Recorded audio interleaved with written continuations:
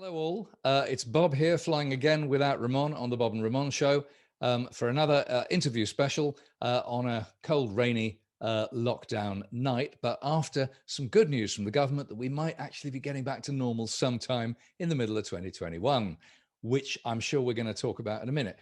I'm really delighted tonight to be talking with Connor Selby, who I'll explain how we met in a minute, but he is one of the UK's foremost blues and rock centric young guitar players.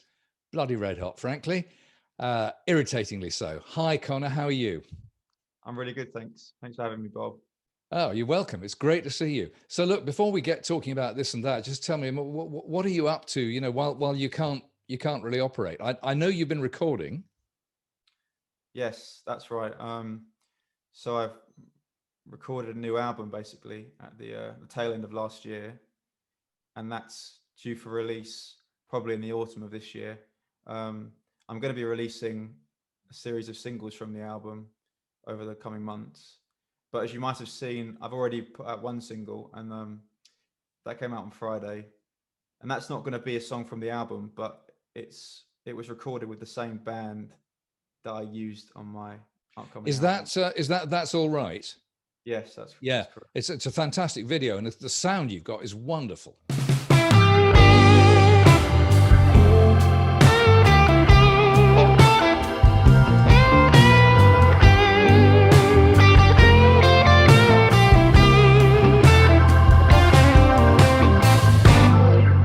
I was just sitting here thinking about all the things I should have done. All the time. Really tidy and clean. And it actually, I'm going to jump ahead now because when I was listening to that, it made me think of a question for you about the way you're playing guitar there is very mature. Oh, thank you very much. You're not jumping the gun on anything. You're not rushing for anything. You know, I say this as someone who lives in a perpetual state of rushing for bloody notes all the time. And it's just so kind of, you're really leaning back and you're just so calm about delivering this thing. Does that come natural or do you work on that? Um, I'm not sure exactly. I mean, over the last few years, I guess I have made a conscious effort to try and, cut out all the fluff, so to speak, and to kind of make my playing as tidy and mature as possible. But I'm just trying to play like the people like BB King, Clapton, Yeah. and all these guys tended to play less rather than more. So that's just something I'm trying to copy and emulate in my own playing. Yeah. Brilliant. Well, I mean, it's working because it really is, if that's a taster of the album, it's a really mature statement, Oh, thank you. It's That means a lot. fantastic. So look, let's just chat about this and that. I mean, first of all, just an amusing bit about how you and I met, because we were at 6060 Sounds, weren't we, in Denmark Street to see Jordan Susanto and his Yeah, that's band right. play. And you sort of looked at this old bloke. I was clearly the oldest bloke in the room by 15 years minimum. And you sort of looked at me and went, "Are you Bob?" Yeah. And I went, "Yeah." And so you introduced yourself, and I'd heard of you, of course. I'd heard your stuff. And it was the first time I've ever met anybody in a public situation who'd actually seen one of my rubbish videos. So, Well, to be honest with you, Bob, I'm more surprised that you knew who I was, really. no, no. I mean, I knew exactly who you were. And I hadn't heard as much of your stuff as I had subsequently. But then after that, we got together. You played a few of my guitars. You played my burst quite a lot, which is clearly, from listening to your music and from the guitar you've got, next to you tonight. I mean, you definitely, you're not exclusively a humbucker man, but you're definitely more of a burst guy than anything else, I think. Yeah, definitely. Yeah. And you've got a pretty nice one yourself. What's your burst? I'll just grab it now. It's an R9, basically. Okay, Um, lovely lemon burst. yeah, I've got throwback PAF clones in it, Right. Okay. which I only put in fairly recently. Before I was using Wiz clones, but I found these because after I played a few bursts, including yours, Yeah. I just got completely captivated with the tone that they had, and just not the tone as what, but also just the the touch sensitivity, and the pickups in this guitar just didn't have that. So I kind of got obsessed, with different PAF clones, and I went down the rabbit hole and Yeah. found out a few different brands and stuff. But for me, yeah, those throwbacks are really good, and they're quite close, I think, to the real thing. I mean, the thing that a lot of people, the worst time was probably the 70s when Dimarzio were making pickups that had so much output you could run a fridge off them. But it's still a lot of people. I mean, there's a lot of security to be had for a budding guitarist in high gain, high output pickups and all the rest of it. They're very flattering up to a certain point. But when you're looking for the things that you and I are looking for out of an instrument, you realize actually it's the weak and vibey guitars that have all that touch and control. Yeah, I feel like the kind of lower output the pickups, the more it captures the kind of nuance of your playing and the Yeah, instrument. I yeah, think that's why you see all these different players who play strats, and they all sound completely different to one another, yeah, just because of how tactile the pickups are, really. And I yeah. think especially modern Gibsons, they kind of lack that quality. And to sound They're quite either similar. too hot, or if they're not too hot, they're too thick. Yeah, And definitely of very course, there's muddy. the issue about most modern Gibsons do sound very muddy. If you've played an old one, you realize how light and bright they are. Absolutely, yeah. Yeah, yeah. But so you've got throwback pickups in there. Did you have to research lots and lots before you found them, or did you get lucky quite early? Um, I mean, I did a fair bit of research. I just kind of looked for stuff on eBay and Reverb and all that kind of all those places, and if something came up, I just tried to get it, really. Right. Because I mean, people can spend inordinate amounts of money on pickup after pickup. Yeah, I mean, for now, I'm happy with those, so I don't think I'm going to be looking for anything else for a while. And are they the pickups in the guitar when you made that recording? Yes, Right. Well, I mean, it sounds terrific. It really does. I was just plugged into a Lazy J for that, no effects or anything. Okay. Because when you came round here, I mean, you naturally inclined towards plugging into my Lazy J. Have you got one of your own now, or was that? I haven't got one, no, but I would like to get one day, or some kind of Fender Tweed style amp. Yeah. As you probably know, I've been using Marshalls for quite a long time, but I've never really been totally satisfied with the way I've sounded with them. Um, Especially in the context of a band, I feel like they never really cut through very well. Ah. And obviously, just the nature of the way gigs are now, you can't turn them up loud enough for them to sound good. Yeah. So like, I was using a JTM 45 30-watt head, or whatever, however many watts they are. Yeah. And even that I couldn't turn up all the way. So I've been trying loads of different attenuators and stuff, but they always just make the amp sound really farty and compressed, which I'm not really a big fan of. It's interesting because I mean your musical references, obviously, early Clapton is a big influence on your sound and your playing and your touch and everything. Yeah, Of course, he was knocking it out through a Marshall back in the day, yeah, with a the Beano album was a 1960 burst. Um, but it's interesting because lots and lots of players, I mean, most Marshall players tend to use them for slightly more gainy sounds, where they really are quite lovely. But when I saw you, it probably must have been one of the last gigs you were allowed to do before it all shut down. But the gig you did at the Troubadour in Earl's Court, yeah. I think I was using a blues breaker for that. and yeah, you had a small blues breaker combo, didn't you? But it was quite small. Was that 18 watts? No, I think it's 35 watts or something like Oh, that. right. Okay. I don't know exactly, to be honest, but it's just a standard, blues breaker reissue that Gibson do. Right.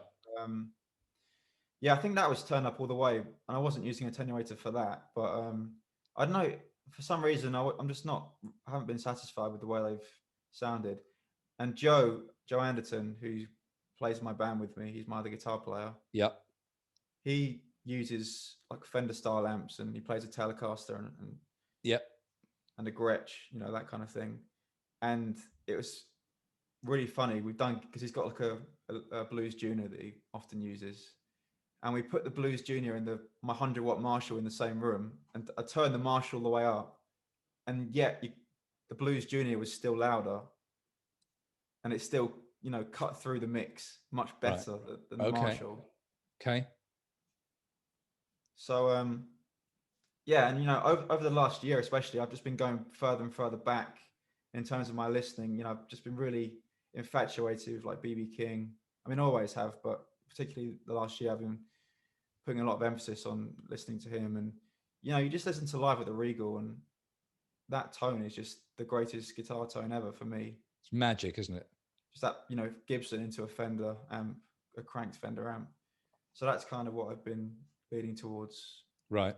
lately. Obviously, we haven't actually done any gigs, so I haven't been able to use that setup as much as I'd like to have done. But It might be expensive, but one thing you should probably have a shufty at if you can is you should see if can befriend a couple of people with old Tweed Deluxes from the late 50s, which is basically, a lot of guitar players I know kind of talk about that being the holy grail, and they become a bit collectible. And the Lazy J is almost the sort of modern kind of a more reliable reincarnation of that kind of vibe.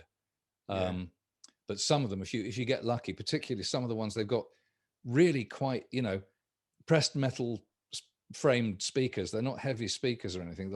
Everything is just almost on the edge of bleh. But some of them can sound really, really sweet. I'd definitely like to get, be able to try one at some point. I remember when I first met you, you were scheduled to go out on some fairly major gigs. Yeah, and that's right. Obviously that, circumstances put the kibosh on that.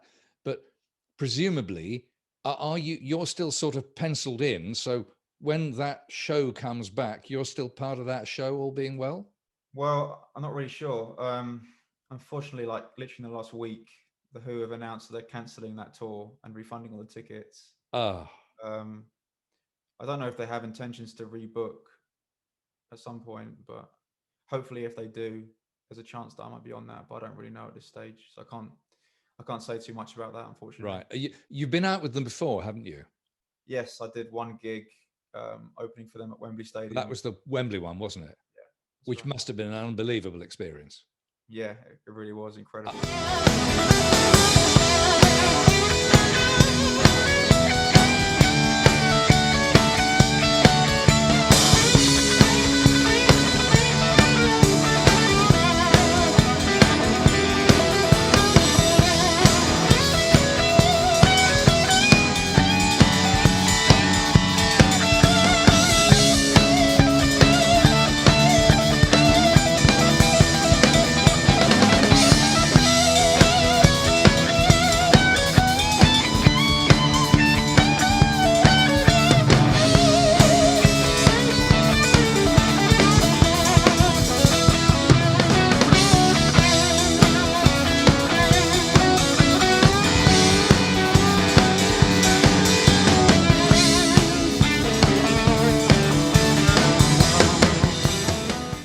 I mean, how many punters in the audience? I mean, we were on quite early in the day, so it wasn't, an insane amount. It's probably somewhere between 7,000, which is obviously, the biggest audience I've played to in, by a country mile. But yeah, it was just an incredible day just to stand on that stage and to, be in the presence, because it wasn't just the Who, it was Eddie Vedder from Pearl Jam, Imelda May, the Kaiser Chiefs, all these really huge heavyweights. Yep. Just to be on the same bill as them and to be, just being backstage at Wembley and, all that stuff. We got to watch the Who from the side of the stage. It's incredible, Yeah. And I went out as part of the Clapton retinue out to Crossroads in Dallas.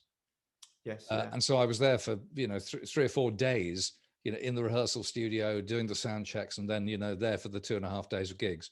Yeah, that's incredible. This procession of insane names just walking past all the time, it was just, can't even imagine. It was impossible. And, just hanging out with people, because like everybody's around backstage, for a couple of days. So there's a lot of downtime and everybody likes to have a chat. So, they kind of saw me looking after instruments and stuff. And a few guys were talking to me. So I got to talk to people like Vince Gill, who's just a god. Amazing. And Gary Clark, and it was just, oh hi kind of thing in the corridor. It was probably much the same when you were backstage at Wembley. Yeah, it was. I mean, I didn't actually get to meet Peter or Roger, unfortunately, but we, I spoke to Melda May and saw Eddie Vedder and everything. She's fantastic, isn't she? Yeah, fantastic. Yeah. Speaking about Crossroads, I actually went in 2010. My dad and I went in Oh, did Chicago. you? Yeah, and that was one of the most formative experiences probably of my life. So I got to see all those guys, I've been to And many. and where was it in 2010? Chicago. It was Chicago, right? Yeah, that was And the only time I ever actually got to see BB King. I never actually saw him apart from that, unfortunately, which is right. one of my biggest regrets, really. But what can you do? Um, but yeah, that was an incredible experience for me as a young kid. I think I was like 13 or something at the time. You started earlier, didn't you? Yeah, I've been playing since I was about 7 or 8. I Okay. started doing classical guitar, which I wasn't really massively into. I did it at school, and I didn't really gravitate towards it. But then around the same time, I started to really get into listening to music. That's when my playing started to improve a lot, and I started taking electric lessons. And obviously, I discovered the pentatonic scale and started playing along to Derek and the Dominoes stuff and the Beano album. Yeah. And once I was making tiny improvements, I just got hooked really. Your dad is quite into music as well, isn't he? Yeah, that's So right. you Yeah, you had an environment around you from a very young age where you had access to all this kind of the stuff that I grew up with and listened to. yeah, Because you've got again, not only is your playing got a maturity, but also in terms of musical taste, you've got quite an old head on young shoulders. yeah. I guess you might say that. Yeah, You like your old BB Kings, you like your old Claptons, your Peter Greens. I know also you're mad about Nick Drake. yeah, yeah. I love Nick Drake. I went through a phase for like 2 years when I was like 16, 17, where I was just obsessed with him. And as you can see behind me, I've got Ray Charles on the wall. Ray Charles is probably my biggest musical hero of all time, I think. Right. Anyone who knows me knows that once I start talking about Ray Charles, I don't shut up. But it does take us on to an interesting thing, which is, because I mean, both you and I solo in a bluesish space. And something people often said, how do you do that? How do you do that? But Ray Charles is a great example. If you solo over some of those chord sequences, you can play about 3 or 4 notes, and as long as your phrasing's pretty good, the backing does all the lifting for you, doesn't it? Yeah, I mean that's for me what it's about, really, just phrasing.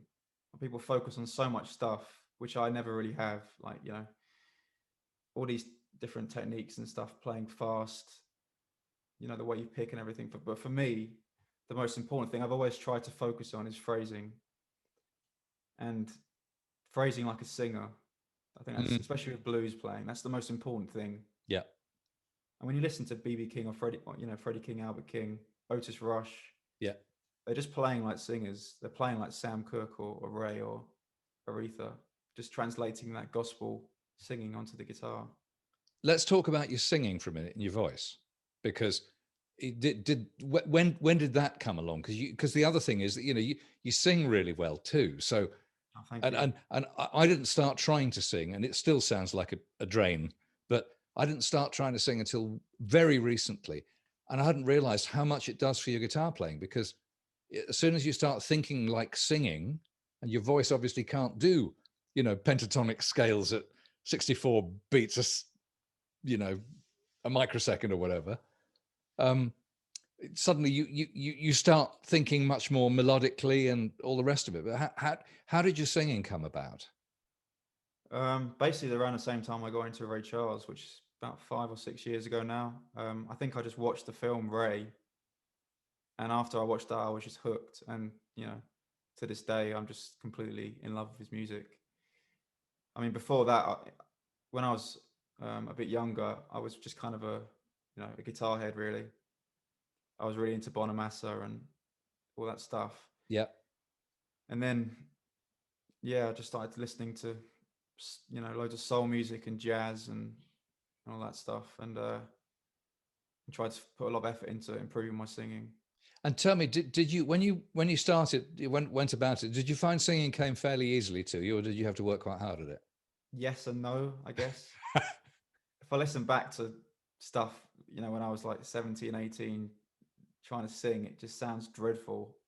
So in that sense, it didn't come easy to me because I couldn't sing when I started. But Right. I did take some lessons and stuff. But I wouldn't say I've, you know, spent a lot of time actually practicing. It's the same with my guitar, really. I just play, I just sing. I sing along to stuff, and you know, one of my kind of hobbies is just recording myself singing jazz standards, just to backing tracks and stuff. Okay. Which I don't do anything with them because they're mostly not very good. But it's just, you know, I just love to sing. I love to play. But I've never, you know, with the guitar, I've never sat down really and practiced, which is quite a bad thing to say probably. But I've always just played. Watching you found a way, whether it comes naturally by accident or whether you worked on it, you found a way that your voice and your guitar project in a very similar way. So they sound as if they're very much coming from the same place. Oh, Um, thank you. I That mean, really it's means a lot. probably easier when they're coming from one person, but nevertheless, some people can sound completely different, you know, vocally to guitar-y. Yeah, I mean, I have kind of a dark, thick sounding voice, I think. It's not very bright. That comes down to my personality and just the way I am as a person. But going back to, you know, why I play Gibson guitars and humbucking guitars, it's because I prefer that darker sound Yeah, because it just sounds more like me, you know. yeah. And also, I mean, you probably find, certainly I've found that again, you know, apart from the obvious problems guitar players have with playing at volume, you know, in small rooms, confrontation with bands, confrontation with sound engineers, all that stuff that we're used to. But almost every amp that I've ever played, and the better ones even more, they all get slightly sweeter and slightly darker as you crank them. Yes. Yeah. Very often, if you're not using them at a loud enough volume, they're a bit shrieky and a bit tinny, and you just don't feel good about your sound. You know, do you find that? Yeah. I don't like amps that sound squishy and really compressed. Mm-hmm. Well, I'm not really a fan of high gain stuff. I like really dry, open, and bright sounds. When you're performing, you're not really an extrovert, but you're very, very calm and very confident. Whereas one to one, you're a much quieter guy. You know, some guys you meet and they're all like, "Hey, you know, I'm bit of this, bit of that, and all the other," and you just think, "Well, okay, you're living your life on stage." But you're really quite a regular, you know, quiet, unassuming guy. But when you get up on stage, it's not like all of a sudden you're Mr. Showbiz, but you're very grounded. I guess it just comes from doing it a lot, really. I mean, when I first started gigging, I was really shy and really nervous, but I've just got to a point now. I've done so much of it that Yeah. I can just go out and do my thing. And if people enjoy it, then they enjoy it. If they don't, then they don't, and that's perfectly fine. But I'm not worried about pleasing people anymore. You know, I just kind of do my thing. But also, I mean, you know, you've gigged a lot. You know, you've worked hard. You've gigged a lot, and you just get stagecraft, and you don't get wobbled by every night you go out and something goes wrong. Yeah. Always does. I remember we did one gig where we had a drummer, very very good drummer, and he turned up. The only trouble is he'd forgotten his bass pedal and his cymbals. Oh man, what did you do about that? Well, and I'm kind of thinking, God, you know, this guy's a great drummer, but you know, this isn't really pro behavior somehow. And he was a proper pro. Thank God the place we were playing had a kind of toy box, which had a whole load of stuff in it. Oh, And we that's really managed to find everything we needed, wasn't it? I'm terrible at remembering lyrics. That's my big problem. I always forget Okay. the words at least, you know, once or twice a gig, like really badly. I mean, I'll just completely get lost in a song and have to make it up or something. But How do you get around that? Because I find that really very reassuring because I can't remember lyrics for shit. I mean, when you go to big gigs, I mean, back to Crossroads again, they had teleprompters all over the stage. No one can forget lyrics because everyone's lyrics are scrolling past them like on a proper TV show. But how do you get around it? I mean, do you have a few sheets on the floor that if desperate you can look down at or no, I mean, I wouldn't be able to see them anyway. I've got pretty bad eyesight, and I ah normally close my eyes when I'm playing anyway. So I'm very much inside my own head. But okay. if I get lost, I just have to deal with it in the moment and try and think of something. Sometimes it works better than other times. Just, you know, make up the lyrics or whatever. Just try and do something. Just ad lib. I mean, I've been doing it for ages. Songs that I've been playing that I wrote for years, I Yeah. just can't remember them sometimes. Because, like, I Ah don't know, what for me when I'm singing, yeah. very much like a chain, and if one link in the chain breaks, it just goes. So if I Okay. forget one tiny bit of the song, I'll just completely lose my place, and my mind will go blank, and then I'll have to deal with it right in the moment. Let's talk about your band for a minute. Do you want to give your band a shout out? Your the guys that you're out with? So I mentioned Joe Anton earlier, Yep. who plays rhythm guitar in my band, and he plays on the new record as well. I should say that. Hmm. The other guys I'm about to talk about, they're not on the record. I use a different rhythm section, Ah, but Joe is brought Joe along, and the guy who's been playing drums for me for the last 3 or 4 years is a guy called Rob Shearer, and on bass I have Fergie Fulton. I've always seen you with another guitar player, which is quite unusual because a lot of guitar players in your situation would actually go, no, I tell you what, I'll do the guitar duties. So, but you two guys find a way of interleaving well. Yeah, I mean Joe and I, we've developed a really kind of special, I guess, for lack of a better word, musical relationship over the last few years. But yeah, he just complements everything I do so perfectly, and he's just one of those guys who can play the exact right thing at the exact right time. And you know, for me, what I'm trying to do when I go out there is I'm singing and playing, and my playing is an extension of my singing. So I don't do that much rhythm stuff really. Hmm.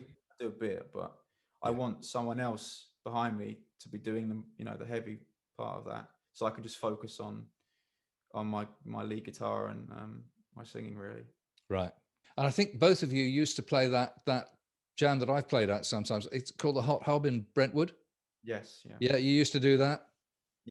We still go there quite a lot. Okay, because I mean it's a bit of a schlep for me. It's about an hour and 10, which is kind of okay on the way out, but going home back later at night, it's a bit Yeah. but it's a really really good jam. It's they get some good players down there too. When I saw you at Earl's Court, you were playing an SG rather than a Les Paul.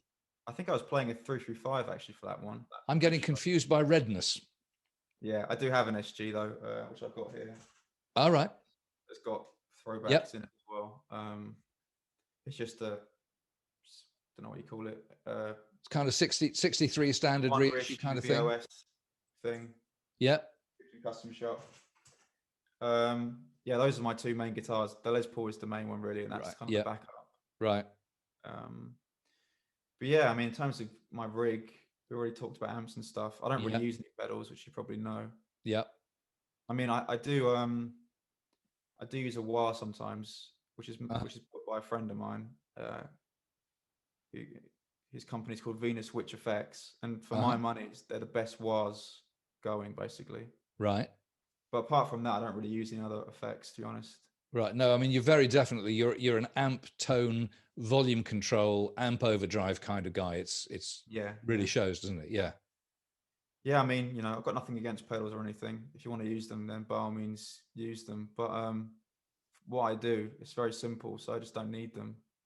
That's another reason why I don't use Fender guitars really, or single coil guitars, because I feel like you kind of do need some kind of drive or something for them, because you Yeah. can't really turn amps up loud enough to get them to a point where they sound good enough, I think, without some kind of, overdrive or tube screamer type pedal. A trick I've learned from just talking to a lot of people who play that way is almost every Strat player I know in particular, they always have some boost.